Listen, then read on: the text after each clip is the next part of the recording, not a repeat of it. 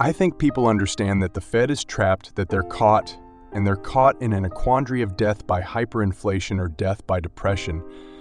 And when you have asset prices where they are right now and starting to shake, Paul Volcker in 1980 raised the federal funds rate to 19 3/4 per. That's getting serious about inflation. What they're doing is job owning, and I guess we'll see how much the markets can really take. But I think people are realizing, and people are buying gold and silver right now, not to get wealthy, but because it is and represents wealth. And in a world of asset prices that are so crazy overvalued, there's nothing on the planet that offers the argument that silver does. Of course, the price action doesn't support it, the manipulation surrounding it, but from a standpoint of utility and industry, where solar panels are supposed to double or triple in the next year or two, and the same thing with battery-powered vehicles, and in a digital and green application or world where digital and green applications are expanding, there isn't an asset on the planet that offers what silver does, and the light of everything being blown up. Silver is still under half of what it was. So that's why people are buying, because they're afraid they see inflation. They see the frailty of their investments, and they realize silver is, even though it hasn't expressed itself yet, represents maybe the best value in the investment universe. I don't see anything that offers the value that silver do. My asset portfolio, which is almost entirely gold and silver, because I don't see a safer place to put it, and along the way, it's tough. You have to have strong fingertips you have to hang on. You have to trust your conviction and ask yourself, why is it the most concentrated short position in any commodity traded on COMEX? Why do they exert so much effort to hold it down when the fundamentals are so extraordinary? And I think one of the things that make it difficult for silver to express itself is the dollar hegemony, where the dollar rules the roost and the government behind it pulls the strings. But what happens if all of a sudden the dollar loses its singular world reserve status? What happens if Saudi Arabia, who is already in negotiations with China to sell oil for yuan, just like Nigeria is already doing? What happens if we see an accentuation? What's going on with Russia? How about the Belt Road Initiative with China connecting 85s or 80 of population? And now there's this new route between Iran and India. What we are seeing is a dollarization, a movie away from the dollar hegemony. And when that snaps, when that happens, things like the ability to manipulate the conch price, I think will be a thing of the past, and the only reason all of these nations aren't bitching about it right now is because that is what they've been transitioning into. They have been the ones accumulating gold and silver. They have been the ones quietly dollarized. So they play along the game, if you can't beat them, join them type of thing, until they are able to beat them. And they'll beat them by, I believe, challenging the dollar for singular world reserve status. The Chinese digital yuan has done close to $10 billion in transactions over the last year, with all of these countries coalescing together: Russia, China, India, South Africa. The likelihood, believe, and these are all the biggest producers of gold and silver in the world, the biggest innovators of it as well. What I believe will happen at some point is that they will challenge the dollar. They will issue a gold-backed or commodity-backed BRICS nations currency on the back of the success that the Chinese have already had with their Belt Road Initiative and their digital yuan.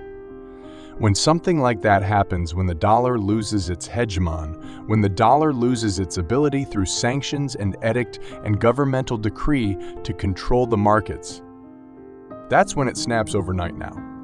It's not fun waiting for it. In the end, will be proven right, and I think there are very few things on the planet that offer the utility, the necessity, and the scarcity that silver does in a world of blown-up asset prices. It's the most undervalued asset on the planet, so being right sometimes means you're wrong until you're right, and I've experienced that a lot.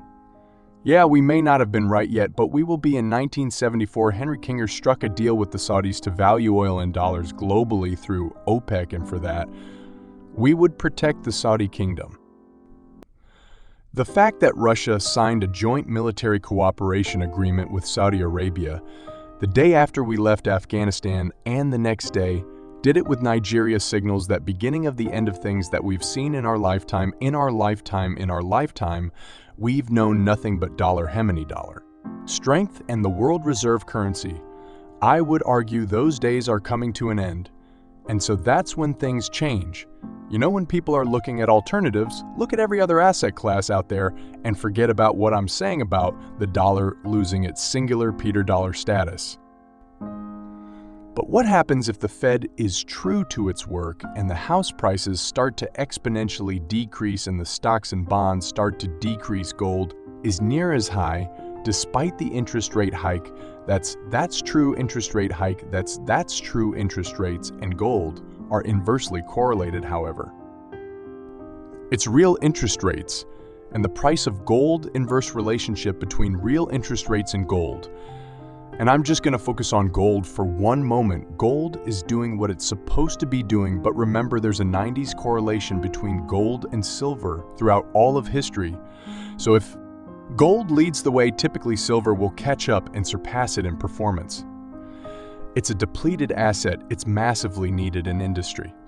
It's hugely accumulated monetarily, and it's just disappearing. But in the end, mathematics, logic, and economics will prevail. And that's the best we can all do, is try to find something that's logical, that meets the test of economics, meets the test of mathematics, meets the test of old school logic, and all of you could check all three of those boxes. But sometimes logic and outcome in this crazy world have been inversely correlated until they're not. And then that till they're not will happen. It's just a matter of when, some people would say, with all the inflation we have right now. And the craziness, why hasn't happened yet? Well, and that is because this is all about dollar Hemini.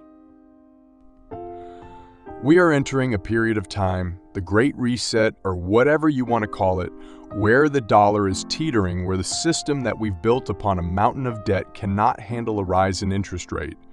And it's either death by hyperinflation or death by depression. Take your pick, one or depression.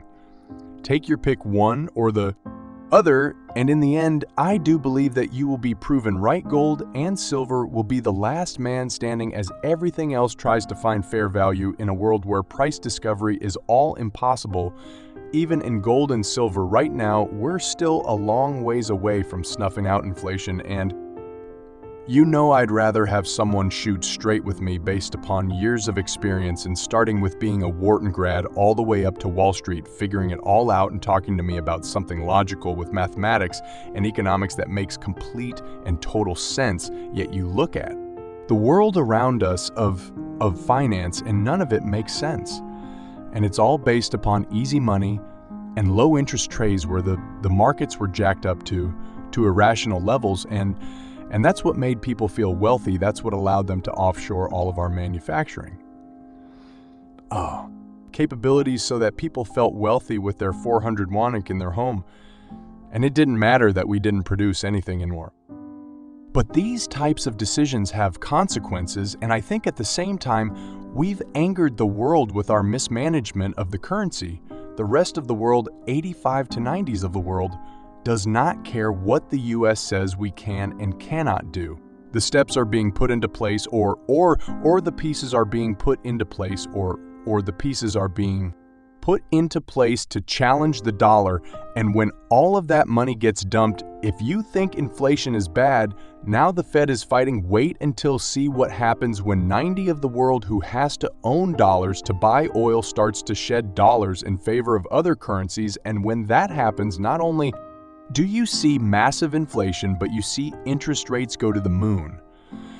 There's your Klaus Schwab Great Reset, when the world dumps dollars, when the dollar is no longer the petrodollar, and they all come home. Massive hyperinflation, massive rising interest rates, stocks, bonds, real estate, and the dollar all collapse at the same time. Why do you think gold was reclassified Tier 1? Why do you think the central banks keep purchasing it?